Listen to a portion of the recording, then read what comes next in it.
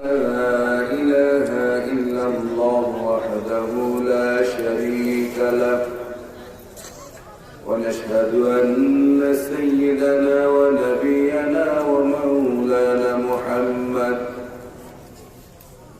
الذي أرسله بالحق بشيرا ونذيرا وداعيا إلى الله بإذنه وسراجا منيرا فقد قال الله تعالى في كلامه المجيد وفي فرقان الحميد شكل واسترجعنا أعوذ بالله من الشيطان الرجيم بسم الله الرحمن الرحيم إذا جاء نصر الله والفتح ورأيت الناس يدخلون في دين الله أفواجا فسبح بحمد ربك واستغفر إنه كان توابا. وقال تعالى في شان حبيبه آمرا ومخبرا إن الله وملائكته يصلون على النبي يا أيها الذين آمنوا صلوا عليه وسلموا تسليما. اللهم صل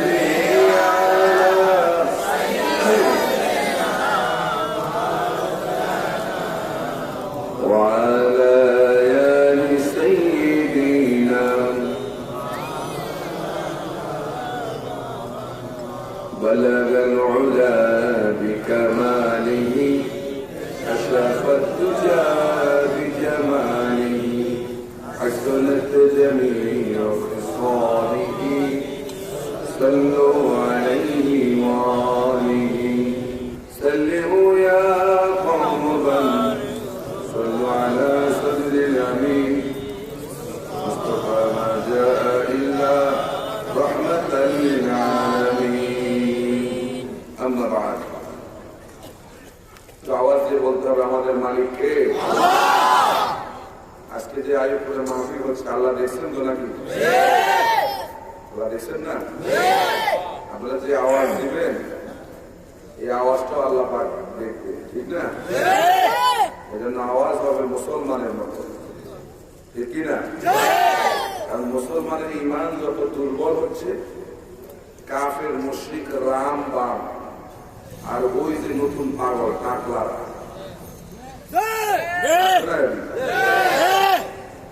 মুসলমানের ঈমান দুর্বল হলে এরা মুসলমানদের উপর চেপে বসে, ঠিক কি না? এই জন্য সব সময় আল্লাহু আকবারের ধ্বনি ময়দানে উচ্চ আওয়াজ দিতে হবে, রাজি? কারণ আমার এই জবানটা দিলেন কে? সে আল্লাহর নাম উচ্চারণ করতে আমরা কি আমাদের জবান ব্যবহার করতে রাজি আছি না? কারণ আল্লাহ যে কোনো মুহূর্তে আপনার জবান বন্ধ করে দিতে পারে, পারেন কি না? আপনার কণ্ঠ ভেঙে দিতে পারে, যেমন আমারটা এখন বানা পারে না আল্লাহ? কথা বলেন আমার কণ্ঠকে বানা বোঝা যায় তো নাকি? আসলে টানা প্রোগ্রামের কারণে আর আমরা তো আবার আস্তে কথা বলতে পারি, এটা আপনারা জানেন। আমরা তো আবার আস্তে কথা বলি, মিষ্টি কথা কম বলি, শুধু মিষ্টি মিষ্টি কথা সোয়াবের ওয়াজ, সোয়াবের ওয়াজ আমরা করি কিন্তু কম। কারণ মিশরের হাসান আল বান্না যারা ইসলামী আন্দোলনের সঙ্গে সম্পর্কিত তারা জানে, হাসান আল বান্না ইখওয়ানুল মুসলিমিনের প্রতিষ্ঠাতা। তিনি বলেছেন, মুসলমান তোমার নাকের উপর বসে আজ ইঁদুর খেলা করছে, অথচ তোমরা শাহাদাতের তামান্না ছেড়ে দিয়ে তসবির দানার মধ্যে তোমরা এখন জান্নাত খুঁজতেছ। ঠিক না বে ঠিক? আমাদের অনেক ভাইরা আছে চোখ বন্ধ করে জিকির করে, আছে না? না, জিকিরের কত ধরন যে আমাদের এই বাংলাদেশে আছে। পৃথিবীর আর কোনো দেশে এত জিকির করে না, আমাদের দেশে জিকির কত করে। একদিন ফেসবুকের মধ্যে দেখলাম 22 ধরনের জিকির। সুবহানাল্লাহ কর,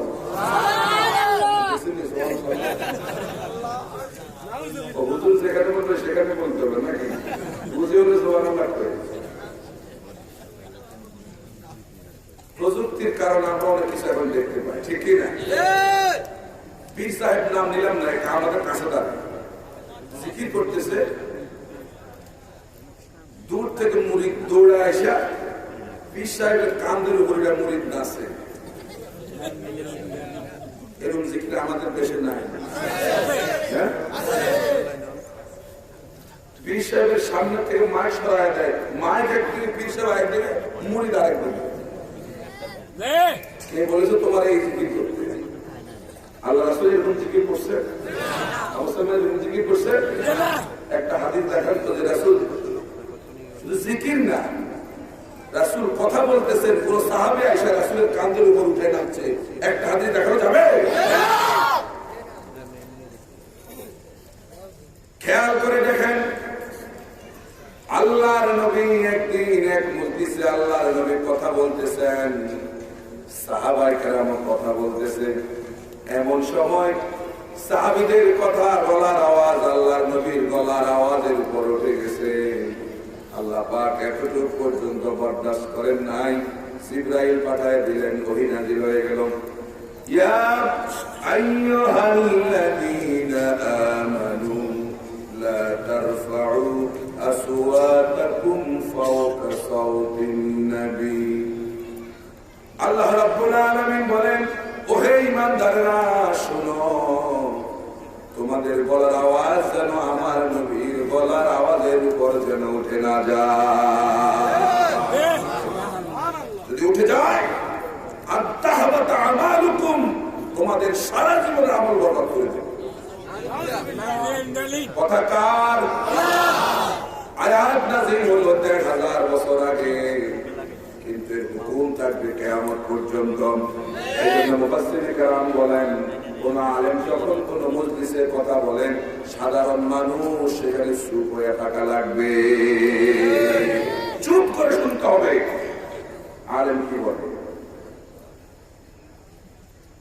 এখন বলেন, এই আয়াতের সঙ্গে পীর সাহেবের এই কাজটা সম্পূর্ণরূপে সাংঘর্ষিক কিনা বলেন? সাংঘর্ষিক কিনা বলেন? অবশ্যই সাংঘর্ষিক। আলেম কথা বলবে, তার কাঁধের উপর উঠে সাধারণ মানুষ লাফালাফি করবে, এটাও কিয়ামতের একটা আলামত। ঠিক না ঠিক? রাসূল বলেছেন, উলামাহুম শাররুন নাস তাহতা আদিমিস সামা। কিয়ামতের আগে আলেমরা সমাজের সবচেয়ে বেশি নিকৃষ্ট জাতের, নিকৃষ্ট শ্রেণী বলে আলেমরা। এদের কারণে, এই লোকদের কারণে আল্লাহ পাক এদের থেকে আমাদের সকলকে হেফাজত করে বলে আমিন। এই লোকের আরেকটা ভিডিও আমি দেখছি, আপনারা হয়তো অনেকে যারা ফেসবুক চালান দেখছেন, মুরিদ একটা উঠে বলতেছে, কি এর জিকির করবো, খোদা দে এখানে বয়া রয়েছে। কিসের জিকির করবো, খোদা তো এখানে বয়া রয়েছে। তখন সাধারণ মানুষ, আশেপাশের মানুষ তারা ধরছে, পীর সাহেব বলছে, খবরদার এই লোকের বেজাল করে না। তার মানে কি বোঝা গেল? পীর সাহেবকে খোদা বলছে, পীর সাহেব নিষেধ করেন। কথা ঠিক না ঠিক? ঠিক না ঠিক? আল্লাহ পাক এই ধরনের পীর সাহেব থেকে জাতির হেফাজত করুন। বাংলাদেশে ইসলাম আনছে আল্লাহর ওলিরা, পীরেরা, এটা আমরা বিশ্বাস করি, মানি। কিন্তু যে জিনিসের খাঁটি যত বেশি, এটার ভেজালও 48,000 পীর আমাদের দেশে। এবার সুবহানাল্লাহ পড়ে। কত আছে? 48,000 পীর। এক এক পীরের যদি আপনার 1 লক্ষ করে মুরিদ থাকে, ধরেন না, আছে না? তাহলে 48,000 পীরের কত কোটি মুরিদ হয়? কথার কথা, বহুত মুরিদ। তাহলে এরা সবাই যদি সঠিকভাবে কোরআনের এই পন্থা যদি সমস্ত পীর সাহেবরা ফলো করে, বাংলাদেশে ইসলাম কায়েম হতে যদি সময় লাগে, তখন লাগে লাগে সবার একই কথা যে আমার দোকানের ঘি 1 নম্বর, বাকি সব ঠিক না। আল্লাহ পাকের জাতির হেফাজত করবে, আমরা বলি আমি। আজকে ওই দিকের আলোচনা আমারও না। আজকে যেহেতু আমরা বিজয়ের মাসে, ঠিক না, বিজয়ের মাস ডিসেম্বর, আজকে আলোচনা হবে বিজয়ের আলোচনা। বিজয় লাভ করার পরে লাফালাফি করবেন, নাচানাচি করবেন, হিন্দি গান বাজাইবেন। আল্লাহ কি বলছে যে বিজয় আসলে কি করতে হবে, কি কাজ করতে হবে? মুসলমান যেহেতু মুসলমান হয়েছি, আল্লাহর বিধানের বাইরে কাজ করা যাবে না, ঠিক না? ঠিক। বিজয় আসলে পরে কি করবেন, আজকে আমরা এই আলোচনা শুনবো। রাজি ভাইরা? এই ডিসেম্বর মাসে পাকিস্তানের গোলামীর জিনজির থেকে এই দেশকে মুক্ত করেছেন আমাদের ভাইরা। এদের মধ্যে যারা ঈমানদার, আল্লাহ পাক এদেরকে জান্নাতের সর্বোচ্চ মাকাম দান করে, বলে আমিন, বলে আমিন। আমার তো মনে হয় এই প্রতিবাদী লোকগুলো যদি এখনো থাকতো, সমস্ত অন্যায়ের বিরুদ্ধে এরা যথেষ্ট ছিল, ঠিক না ঠিক? ঠিক না ঠিক? ভাইরা, স্বাধীনতা আমরা ঠিকই অর্জন করেছি, কিন্তু স্বাধীনতার সুফল আমরা এখনো পাই। আমরা স্বাধীন হলাম কেমনে? এক দেশের গোলামি থেকে আরেক দেশের গোলামি করতে গিয়ে বসে, কথা বলেন না কেন? ওইটার আবার নাম নেওয়া যাবে না, নাম নিলে চাকরি থাকবে না, ঠিক নেই? নাম নিলে কি থাকবে না? চাকরি থাকবে না। এটা আপনারা বুঝেন, এটা আপনারা বুঝেন। ইন্টারনেটেও ওই দেশের নাম লিখলে ওই ভিডিও কন্টেন্টটাকে ইয়া করে দেয়, নষ্ট করে দেয়। হ্যাঁ, ইসরায়েল আর ওইটা এখন নাম যদি আপনি লেখেন, কন্টেন্টের মধ্যে লেখেন, এই ইউটিউবের থেকে এগুলাকে ডিলিট করে দেন, ফেসবুক থেকে ডিলিট করে দেন, তাহলে এদের নাম নেওয়া যায় না। আল্লাহ পাকের বিচার জন্য আল্লাহ পাক করে, বলে আমি। প্রিয় ভাইরা, তাহলে স্বাধীন আমরা নামে স্বাধীন, কিন্তু বাস্তবিক আমরা স্বাধীনতা লাভ করতে পারি নাই। আমার তো মনে হয় এদেশের মানুষের মুখের ভাষা ফিরিয়ে দেওয়ার জন্য, মানুষের অধিকার ফিরিয়ে দেওয়ার জন্য আরেকটা স্বাধীনতার যুদ্ধ করা দরকার আছে। আমরা কি প্রস্তুত আছি কিনা?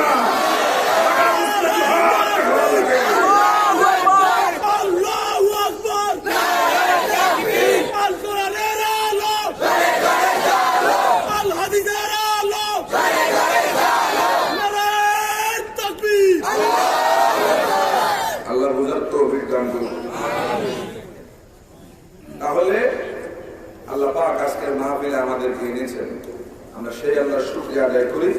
তবে যতদিন আমরা বাঁচবো, আমরা এই কোরআনের পক্ষে থাকবো। রাজি আছি? কোরআনের পক্ষে থাকবো, রাজি আছি সবাই? ওই যে হুররিক্তা আও কুতিলতা, যদি আমাকে আগুনও ফেলে দেওয়া হয়, যদি আমাকে হত্যাও করা হয়, তাহলে কোরআনের এই পথ থেকে সরে যাওয়া যাবে না। সবাই ভাইরা, আমরা রাসূলকে ভালোবাসি, ভালোবাসি না? রাসূলের সুন্নাহ পালন করি না সবাই? কোনগুলা? মিষ্টি মিষ্টি, মিষ্টি মিষ্টি, আসলে মিষ্টি মিষ্টি গুলো আমরা পালন করি, ঠিক না?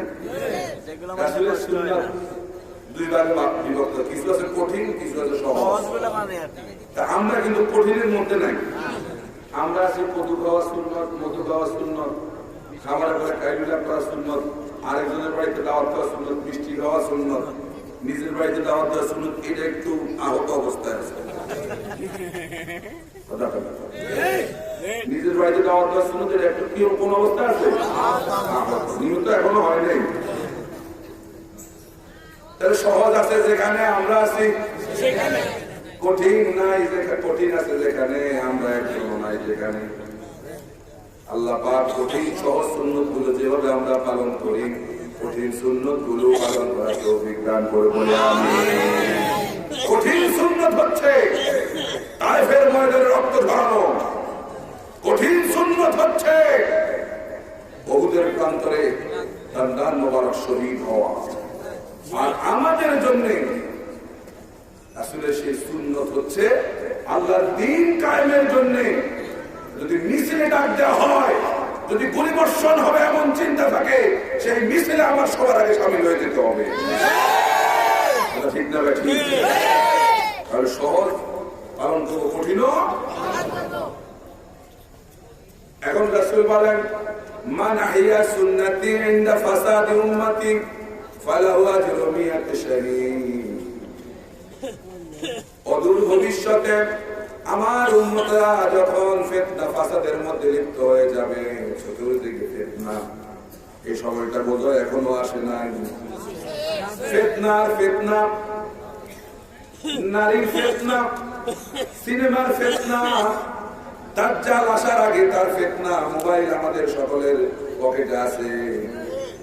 এই ফিতনার যুগে আমার কোন উম্মত যদি আমার একটা মরা সুন্নতকে জিন্দা করে, আল্লাহ রাব্বুল আলামিন 100 শহীদের সওয়াব লিখে দেবে। কয়শো? সবাই বলেন কয়শো? একটা সুন্নতকে জিন্দা করলে 100 শহীদের সওয়াব পাওয়া যাবে। একজন শহীদের সওয়াব হচ্ছে, আল্লাহর নবী বলেন কিয়ামতের দিন আল্লাহ রাব্বুল আলামিন শহীদদের কোনো বিচার করবেন না। কিয়ামতের দিন আল্লাহ রাব্বুল আলামিন শহীদদেরকে বিনা বিচারে জান্নাত দিয়ে দেবে। শহীদদের কোনো বিচার নাই। রাসূল বলেন শহীদ মৃত্যুর তেমন কোনো কষ্ট নাই। দুনিয়া থেকে আমরা যারা বিদায় নেব, আমাদের ইন্তেকালের সময় কষ্ট আছে না নাই? সাকরাতুল মউতের কথা আল্লাহর নবী বলেছেন। আল্লাহর নবী জীবনের শেষ মুহূর্তে 10 দিন যাবৎ প্রচন্ড অসুস্থ ছিলেন। শেষমেশ আল্লাহর নবী নিজেই বলেছেন সাকরাতুল মউত হাক্কুন, সাকরাতুল মউত সত্য। আয়েশা, সাকরাতুল মউত হক। আমি বুঝতেছি সাকরাতুল মউতটা কি, মৃত্যু যন্ত্রণা কি জিনিস আমি বুঝতেছি। আল্লাহু আকবার। আর আপনি আর আমি কোন জায়গার বিশ্বাস? সাকরাতুল মউত যদি রাসূলের বেলা হয়, আমার আপনার বেলা তো হবে না। হবে? কার আশায় বসে আছি? অথচ রাসূল বলেন যারা শহীদ হবে তাদের কষ্ট হচ্ছে এমন, পিঁপড়ায় কাটলে পরে, পিঁপড়ায় কামড় দেওয়ার পরে যেমন কষ্ট হয় সামান্য, যারা শহীদ হবে তাদের মৃত্যুর যন্ত্রণা পিঁপড়ায় কাটার মতো। কোন যন্ত্রণা নাই। পিঁপড়া একটা কামড় দিলে কেমন ব্যথা, সামান্য না। যারা শহীদ হয় এদের মৃত্যু যন্ত্রণাটা এমন। তাহলে আল্লাহর দিন, আল্লাহর নবী মরা একটা সুন্নতকে জিন্দা করতে পারলে 100 শহীদের সওয়াব পাওয়া যায়। এবার আসুন মরা কোনটা জিন্দা কোনটা বের করি। মিষ্টি খাওয়া, কদু খাওয়া, এগুলো মরা না জিন্দা? সকল জবাব দেয় মরা না জিন্দা? মিষ্টি খাওয়া, আয়ুপুরের মানুষ মিষ্টি খায়নি, কম না বেশি? হ্যাঁ বেশি। যার ডায়াবেটিস, 40 বছর ধরে ডায়াবেটিস, রসগোল্লা সামনে দেখলে একটু জোরদার একটু শেষ করে আর সিট দিয়ে দাও, খাইনি। মিষ্টি খাওয়া সুন্নত, রাসূল যদি মিষ্টি খাওয়া সুন্নত, মিষ্টি বেশি খায়, ওই যেখানে সহজ। খাবারের পরে কাইলুলা করা সুন্নাত, এটা কি মরা না জিন্দা? আরেকজনের বাড়িতে দাওয়াত খাওয়া সুন্নত, এটা কি মরা না জিন্দা? নিজের বাড়িতে দাওয়াত দেওয়া সুন্নত, এটা কি মরা না জিন্দা? এটা বলছেন এটা আহত তো আছে। তাইলে এবার বলেন মরা কোনটা? কেউ জবাব দিতে পারেন মরা সুন্নত কোনটা?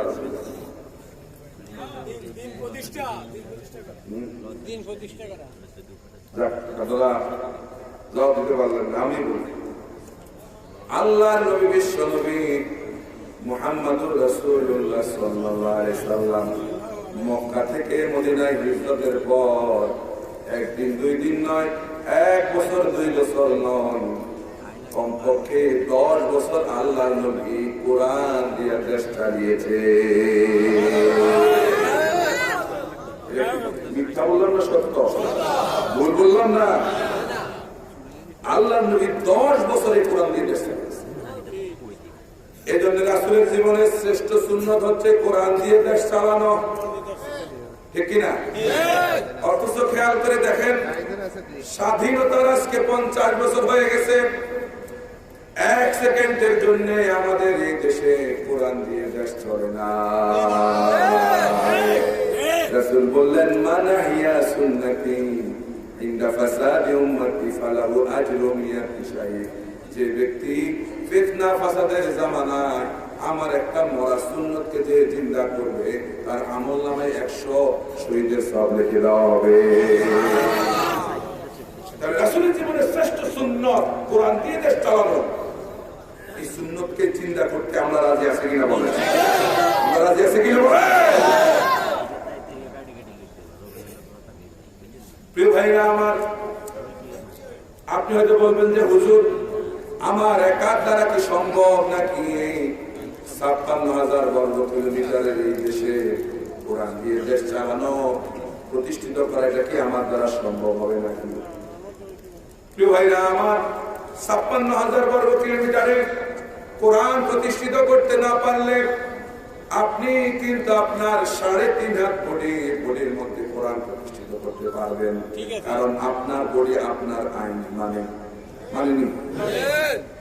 আপনি যদি বলেন চুরি করতে যাই, চলো, যায়নি নাকি? বলে না, যাই না, বলেনি। এটা আপনি মনে মনে চিন্তা করার আগে 2 কদম আগে আপনার বডি আপনার কথা মানে না?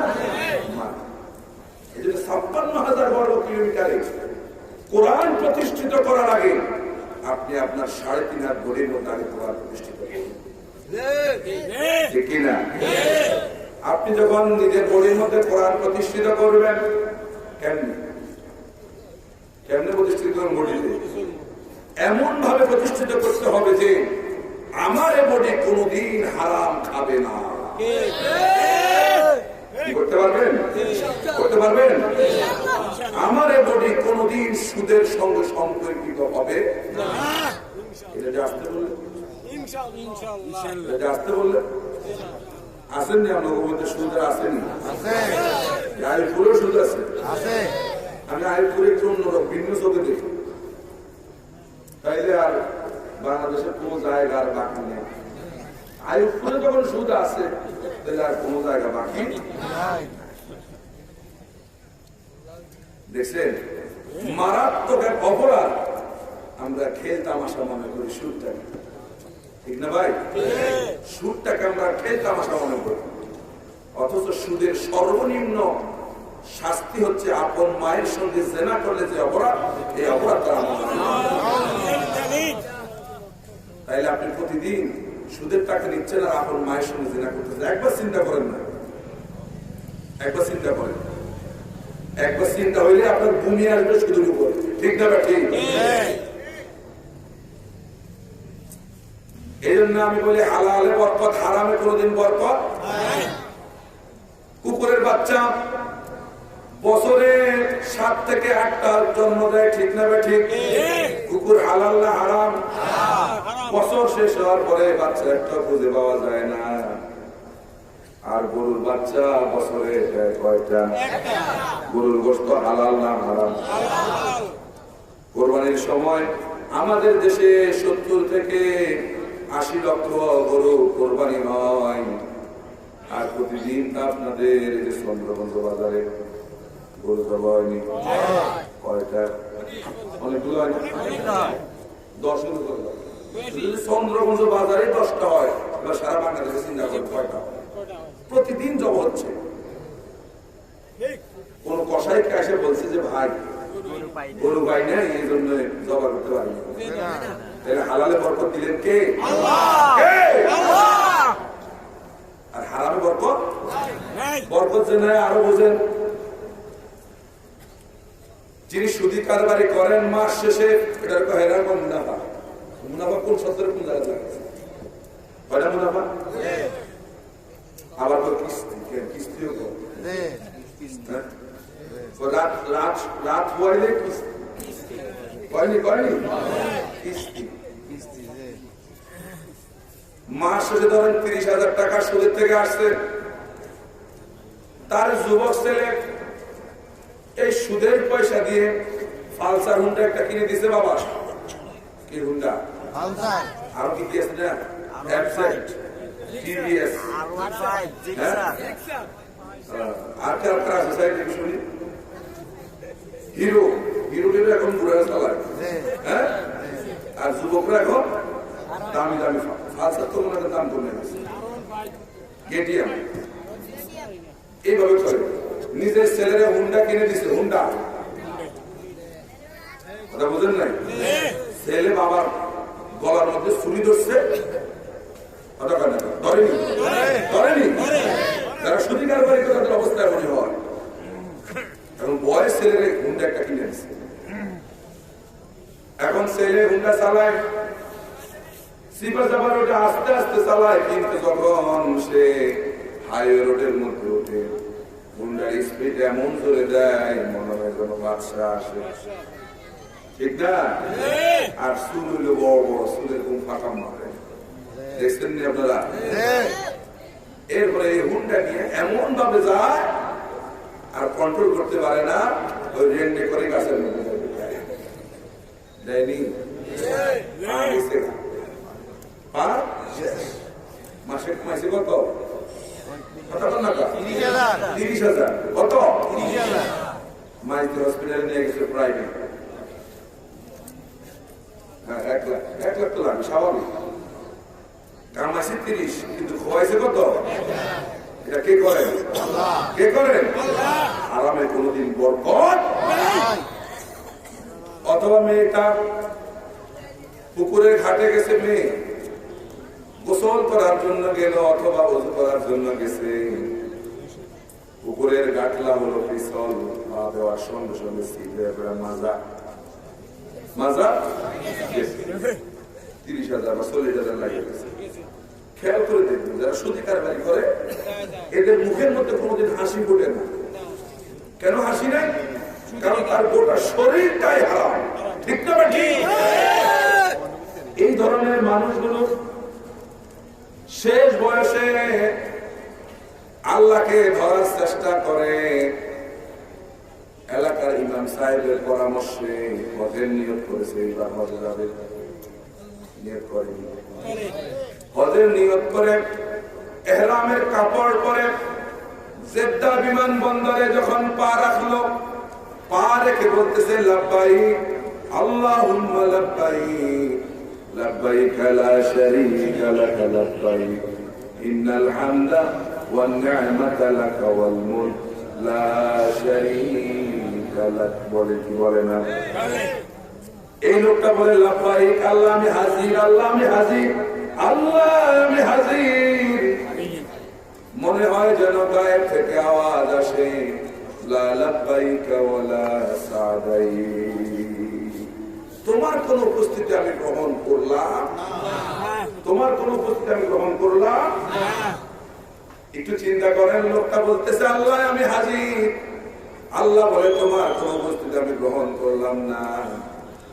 কারণ হচ্ছে এই তুমি যে হেরামের কাপড় পরে এসেছো এটা হারাম পয়সা কেনা, তুমি যে ভিসা করেছো এটা হারাম পয়সা দিয়ে করেছো। মক্কা মদিনায় যে তসবিহ কিনবা, নামাজ কিনবা, লম্বা জামাও কিনে, এগুলো সব হারাম পয়সা কিনা। হারাম খেয়ে হারামের পয়সা দিয়ে শরীরটা বানাইছো, তোমার রক্ত হারাম, তোমার গোশত হারাম, তোমার এই উপস্থিতি আমি আল্লাহ গ্রহণ করলাম না। তাহলে যে লোকের উপস্থিতি গ্রহণ করে না আল্লাহ, তার সারা জীবনটাই বরবাদ হয়ে গেল। এই জন্য সুদ ছেড়ে দেবেন, রাজি আছেন? সবাই বলুন রাজি আছেন? আমাদের দেশের লোকেরা বিভিন্ন ভাবে সুদের সঙ্গে সম্পৃক্ত হয়ে যায়, না চাইলেও না করে। জন্য হয় যেদিন সমাজ থেকে কর্জে হাসানা উঠে গেছে, সেদিন শয়তান সমাজের মধ্যে দিয়ে দিতে শুরু।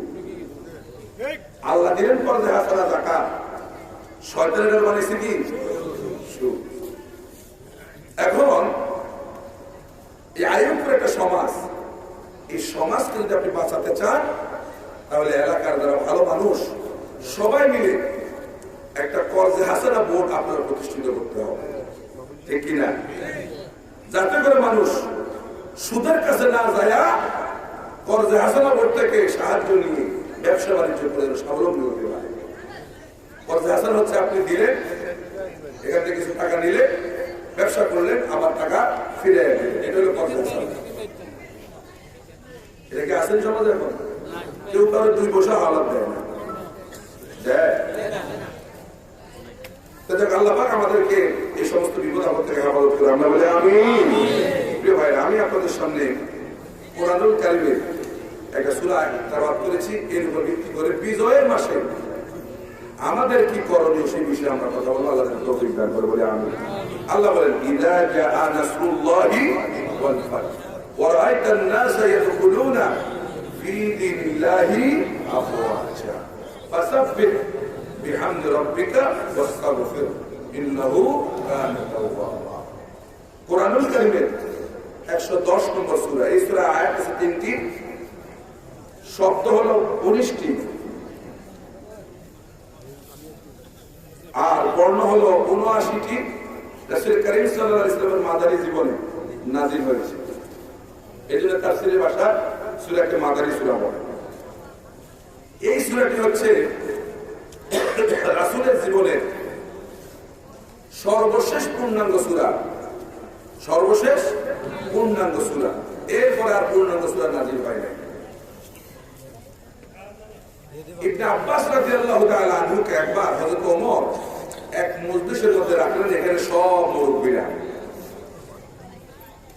কি ব্যাপার, আমার এই গলা ভাঙা দিলে আপনারা চলে যান? হ্যাঁ, ও তাহলে ঘুরে আসবেন আবার নাকি? হ্যাঁ, তো আল্লাহ সুবহানাহু ওয়া তাআলা এই সূরা আমাদের জন্য নাযিল করলেন। আল্লাহ পাক বলছেন, ইযা জাআ নাসরুল্লাহি ওয়াল ফাতহ, যখন বিজয়, সাহায্য এসেছিল এবং বিজয় এসেছিল। ওয়া রাআইতান নাসা ইয়াদখুলুনা ফি দীনিল্লাহি আফওয়াজা, আপনি দেখেছেন যে লোকেরা দলে দলে ইসলামে প্রবেশ করতেছে। সুবহানাল্লাহ। আপনি কি করবেন তখন? ফাসাব্বিহ, 60টা কাজ করবেন। কয়টা? ফাসাব্বিহ বিহামদি রাব্বিকা ওয়াস্তাগফির ইন্নাহু কানা তাওয়াবা। এই 60টা কাজ আপনি করতে বিজয় আসবে।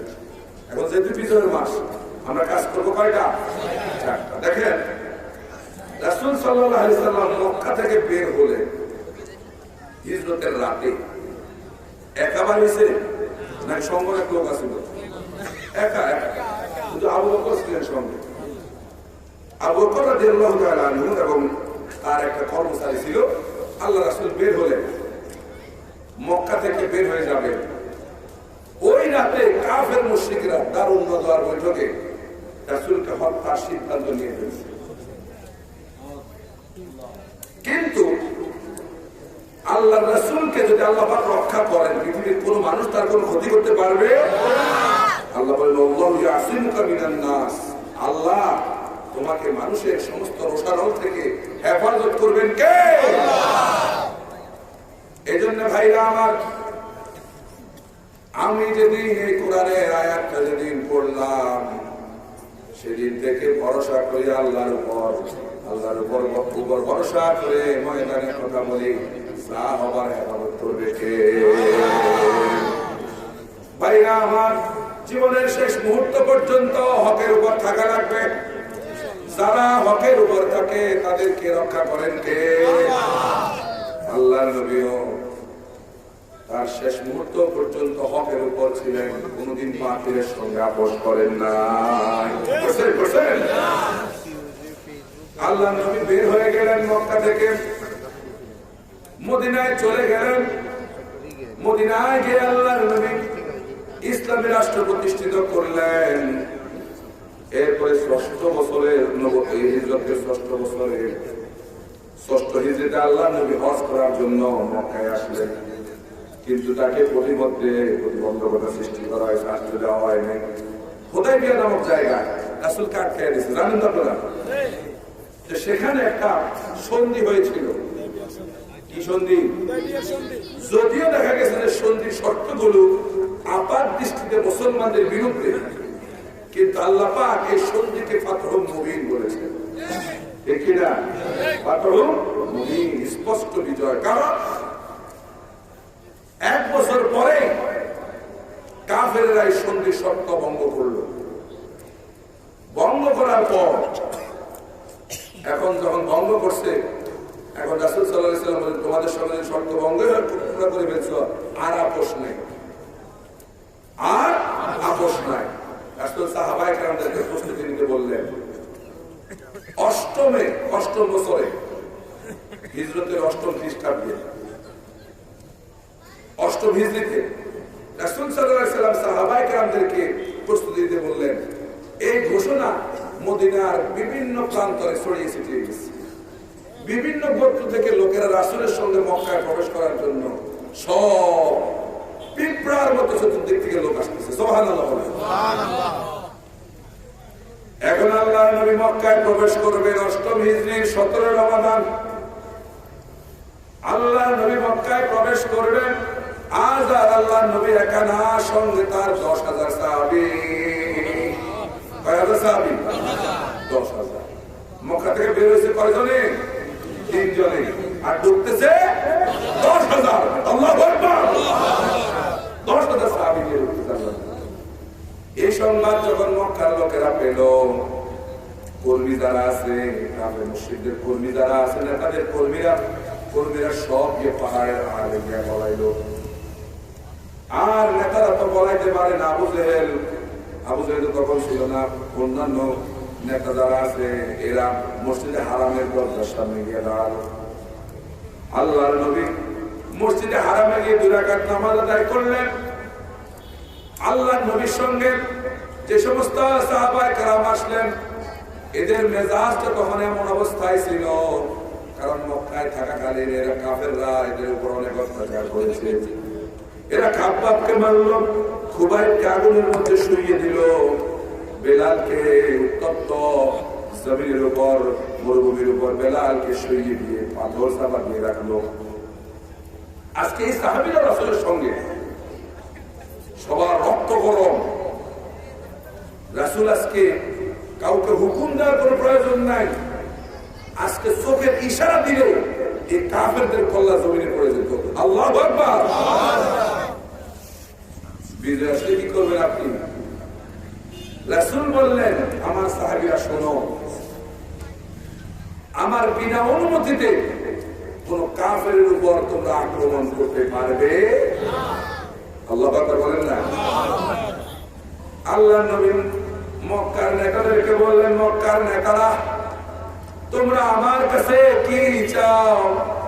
মক্কার নেতারা বলল, আমরা একজন উত্তম ভাইয়ের কাছে উত্তম কিছুই চাই।